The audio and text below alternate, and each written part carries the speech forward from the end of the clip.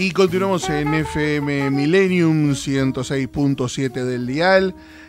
Usted ya sabe, esto es Sin Saco y Sin Corbata, con conducción de quien les habla, Claudio Chiarutini, y estamos con Miguel Ponce, director del Centro de Estudios para el Comercio Exterior del siglo XXI. Caballero, ¿cómo le va? Claudio Chiarutini lo saluda. ¿Cómo está usted? Claudio, qué alegría escucharte de nuevo, ¿eh? Bien, a mí me encanta hablar con usted. Lamento tener que hablarle hoy para preguntarle algo. A ver. ¿Qué pasó? ¿Se tuvo que ir de una cámara? ¿Lo echaron? ¿Hubo una ruptura? ¿Metió la cola al gobierno? No, Claudio, a ver, primero, desde la perspectiva de los abogados, no puedo hablar todavía con la libertad del caso porque estamos resolviendo el proceso de desligamiento, ¿no es cierto? Bien, entonces usted estaba, ya no está. Intercambiando cartas y telegramas. Sí, todo ese tipo de cosas, pero a ver, vamos a aclararle a la gente. Sí. Usted estaba y ya no está. Correctísimo, sí, desde Bien. ya.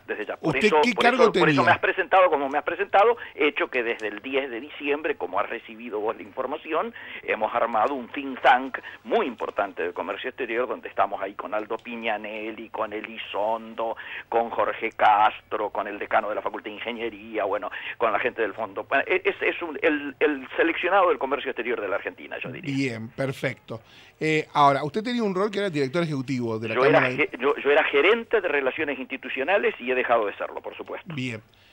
¿Tiene algo que ver con sus pataleos y protestas por el tema? Bueno, esas son las interpretaciones que están haciendo los periodistas, ¿no es cierto? Prefiero, insisto, poder hablar con absoluta libertad cuando terminemos con los temas legales. Cuando el tema legal esté resuelto. Bueno, entonces para no interrumpir con el tema legal, la última pregunta es, dale. ¿Fueron con los tampones de punta o sin los tampones de punta? Bueno, habrás notado que recién hoy Néstor Sibona, en el comentario semanal habitual, cuantifica este asunto diciendo que ha afectado a más de 10 millones de mujeres. Sí, claro, sin ninguna duda. Cuando salió este tema, creo que lo hablamos con vos, Claudio, yo estaba preocupado porque esto empezó en Córdoba y me llamaban las radios de Córdoba diciéndome que las cordobesas se quejaban de esto, en el mismo momento que había 9.500 autos parados en las terminales porque faltaba algún tipo de insumo, ¿no es cierto?, de automotriz, por supuesto, de industria automotriz, para poder terminarlo. Ahora en diciembre faltan 12.000 autos parados. Recuerdo ese auto y me sigue generando una duda. ¿Por qué la industria automotriz no habla de ese tema? No, ¿cómo no habla? De hecho, no solo habla. Yo estuve con Ratazzi en la casa del embajador de la Unión Europea en la Argentina, el amigo Díez Torres, para fin de año, y ahí me adelantó que se levanta la cuota de 100 millones mensuales, a 150 precisamente por este tema. De la misma manera en que levantaron la cuota de 120 millones a 180 para las armadurías de Tierra del Fuego, que son los dos sectores que más conflicto cuantitativamente han tenido. Lo de los tampones, en términos de dólares, no mueve el amperímetro, tiene más que ver con otra situación diríamos, de bajo gerenciamiento del comercio exterior. Bien, ¿no? a ver, ahora vamos a esto. Sí. Yo tengo que hacer esta pregunta porque Sí. nadie la ha hecho en el periodismo, no lo entiendo. ¿No tuvo nada que ver el conflicto entre Procter & Gamble y la AFIP con este problema de los tampones, más algunas toallitas, más algunos otros productos que esta empresa producía? A ver, la empresa principal en este tema es Johnson & Johnson, que no había tenido problemas con AFIP. Procter & Gamble en realidad produce aquí y trae de afuera, pero básicamente origen Estados Unidos, mientras que el 99% de los tampones son origen Brasil. El problema es por el endeudamiento con Brasil y porque el Banco Central entre el 20 de diciembre y el 5 de enero, para terminar superavitariamente, ¿no es cierto?, prácticamente paró la totalidad de operaciones de comercio exterior. Vos podías tener la de JAI aprobada, pero si tu banco comercial no te daba las divisas, era de balde, ¿no es cierto? Ha habido un traslado que tiene que ver con lo ocurrido con la OMC, está habiendo un traslado del poder de la Administración del Comercio, de la Secretaría de Comercio, al Banco Central. Y esto tiene que ver con lo ocurrido el fin de semana, ¿no es cierto?, de la sanción de la OMC. O sea que ¿hoy hay un traslado de hecho de un ámbito hacia el otro? Y sí, porque anteriormente, cuando hablábamos con vos, yo te comentaba, vos tenías las de JAI aprobadas y era condición necesaria y suficiente para que la operación comercial se pudiese realizar.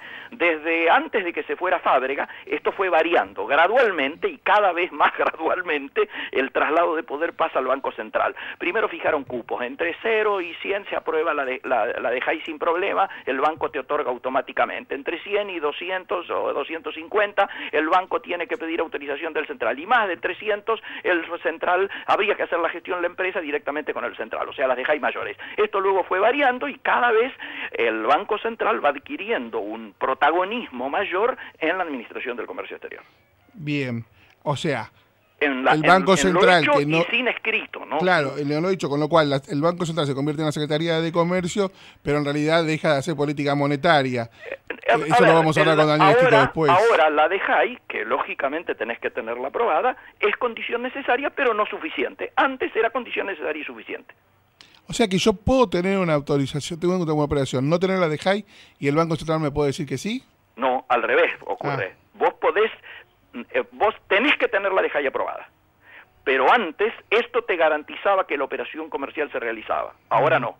Ahora tenés que tener la de high aprobada y el Banco Central, mejor dicho, el banco comercial tuyo a través del central te dice que no por ahora, que cuando estén las divisas vas a poder efectuar la operación. No al revés. Vos no podés ir al central que te autorice si no tenés la de high. O sea, en realidad lo que has dicho es una barrera más. O sea, teníamos una barrera, ahora tenemos otra. Sí, claro. O sea que para importar algo hay que ser atleta más o menos. Claro, y además en el marco en el cual había un cuestionamiento muy grande. Primero a las licencias no automáticas, que logramos que la presidenta las anulara cuando bajamos del avión.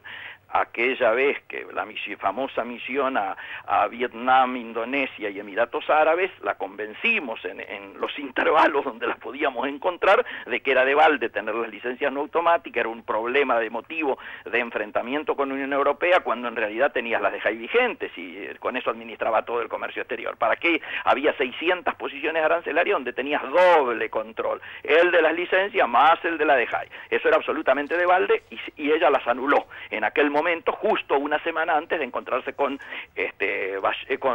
Merkel en Chile. Esa reunión, que fue muy importante, de Unión Europea-Mercosur, quedó eclipsada porque Dilma tuvo que abandonarla rápidamente por el incendio, ¿te acordás? Del local de baile aquí en el sur de Brasil. Miguel, Daniel Estito te habla, buen día, ¿cómo Daniel, estás? Alegría escucharte. Igualmente de mi parte. Dos preguntas con este tema. Primero, ¿cuál es el tiempo promedio que estaba demorando la autorización de una de high?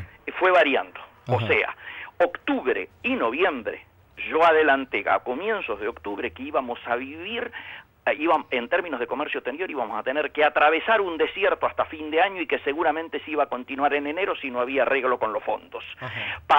Esto, cuando fueron apareciendo los números oficiales, nos dieron la razón. Octubre fue octubre negro, con un 14% de caída de IMPO y 16% caída de Expo. Noviembre, que es el último mes que tenemos hasta ahora, es el peor. Negrísimo fue, no negro. 19% caída de IMPO, 20% caída de Expo, que ya lleva... No, eso está claro, pero la pregunta es, ¿cuánto tiempo demoraba la aprobación de una de high antes, hasta octubre, y después cómo se fue dilatando? Bueno, hasta octubre yo te diría que había un promedio de entre 30, 40, 45 días entre que vos presentabas por primera vez, ibas, volvías, hacías la representación, te sentabas, te llamaban, te convocaban para discutir el plan de inversiones 2015, etcétera, te daban la cuota y te aprobaban. En diciembre fue un oasis. La primera quincena, el proceso de aprobación de DGI fue infinitamente superior al de octubre y noviembre. Entonces nosotros nos ilusionamos. ¿Por qué nos ilusionamos? Por tres elementos. El primero, que te digo, empezaron a citar a más importadores, más industriales, hablaban del plan 2015, ¿no es cierto?, el proyecto de inversión 2015, qué necesidades iba a haber, salía la gente de ahí y le aprobaban las DGI que tenía pendiente. Esto fue muy notorio. El segundo elemento fue el aumento del cupo para la industria de armaduría de Tierra del Fuego, esto que te dije de 120 a 180, y el tercero, el anuncio que también lo iban a hacer con las automotrices. Pero algo importante es que Brasil venía exigiendo 4 cosas. Y la última no trascendió mucho acá, pero empezó a cumplirse igual. Vos te acordás que hubo una misión que a todos nos llamó la atención de Kapitanich con Kichilov a Brasil, justo en el momento que Dilma designaba el nuevo equipo económico. Así es. Se juntaron con ellos. El equipo económico argentino le pide 1.500 millones para el soterramiento del Sarmiento. Brasil, ¿qué le contesta? Ok, si ustedes ponen lo mismo, punto 1. Punto 2, que nos agilicen la aprobación de DEJAI Origen Brasil. Punto 3, que puedan participar en esas obras las empresas brasileras, Odebrecht, etcétera y demás. Hasta ahí trascendió acá. El cuarto punto no había trascendido. Me lo dijo la gente de Abimac, que como vos sabés es la columna vertebral de la Fiespi. La gente de Abimac, que son los bienes de capital que vienen a Argentina, los que más se preocupan para que nosotros nos vaya bien, porque somos los que más le compramos en eso, le pidieron que se achicase el endeudamiento que había en el Banco Central hacia las autopartistas brasileras. ¿De cuánto es esto? De los 5.500, el 50% es endeudamiento de la industria automotriz. De eso, el 90% es origen Brasil. Por lo tanto, estamos hablando de unos 2.000 millones de dólares. Parece que el Banco Central ha empezado a pagar esto. Ajá. Y la otra pregunta que te quería comentar, en la semana también se conoció la ratificación de la OMC, la Organización Mundial del Comercio, Sí. Un fallo adverso a la Argentina en el cual le obliga a empezar a desmontar todas las restricciones que pone en las importaciones porque dice que está violando justamente este tratado. Hablando con el presidente de la CIRA, de la Cámara de Importadores, dice acá hubo dos cosas. O hubo negligencia por parte de la defensa argentina o hubo directamente mala praxis. ¿Cuál es tu visión? Nosotros habíamos en cuanto a la defensa, por supuesto, ¿no? Sí, nosotros habíamos adelantado que esto iba a ocurrir, sabíamos que Argentina iba a apelar como apeló en septiembre, y en ese momento dijimos que lógicamente el organismo iba a ratificar este fallo que no admitía dudas que iba a ser así. Al margen de la defensa y de la calidad de la defensa que haya habido, lo concreto es que era inevitable que esto saliera así si vos tenías 40 países que se quejaban del tema. Lo más importante es de cara a futuro, esto si nos afecta a la cotidianeidad y sobre todo qué herencia le dejan al gobierno futuro. Es decir, en la cotidianeidad no va a afectar nada, todo va a seguir igual, porque Argentina tiene derecho a pedir no tiene derecho a apelar. Ya no hay instancia de apelación, porque esta es la ratificación del fallo anterior. Por lo tanto, lo que sí puede hacer Argentina es pedir un plazo prudencial para decir que se va adaptando. No tiene que rechazarlo. Yo ni bien me enteré de esto a las 4 de la tarde del jueves, creo que fue, yo salí a pedir que por favor el gobierno no rechazara, sino todo lo contrario. Y a la noche Costa parece que muy sensatamente dijo, vamos a ir viendo, somos parte de la OMC, por lo tanto tenemos un tiempo para ir viendo de qué manera nos adaptamos, etcétera y demás. Es muy importante eso porque pedir la prórroga, pero sobre todo a medida que nos acerquemos al recambio presidencial, tratar de volver a pedir otra prórroga para que no haya lo que se llama la instancia de intimación. Si se produce la intimación, ahí estamos sonados. Si no, si llegamos al recambio constitucional, el próximo gobierno, por ser una nueva administración, va a conseguir más tiempo para esta adaptación. ¿Sí? ¿Y qué implica la intimación?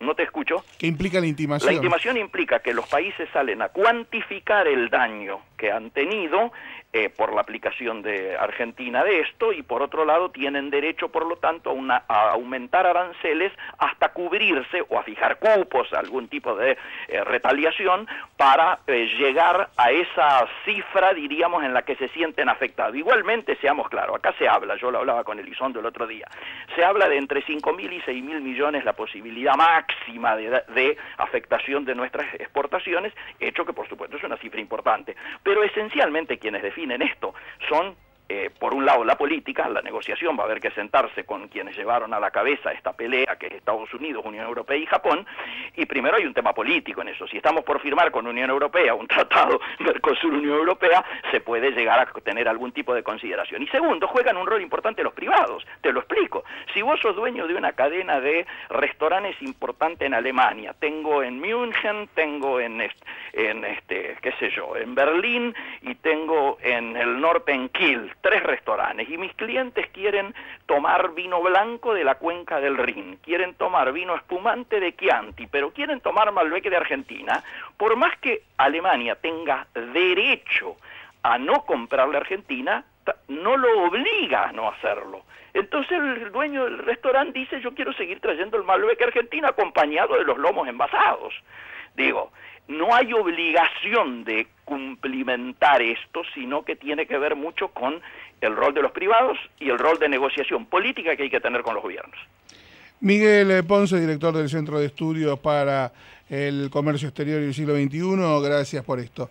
Por lo mejor, y cuando empiecen a emitir informes, nos los pueden enviar. Por supuesto, le estamos enviando el primero, el que largamos, para que tengan en claro un poco la visión del conjunto. Claudio y Daniel, un placer como siempre charlar con ustedes. Un gusto. Y mucha suerte en la nueva radio. Lo mismo, gracias a ustedes.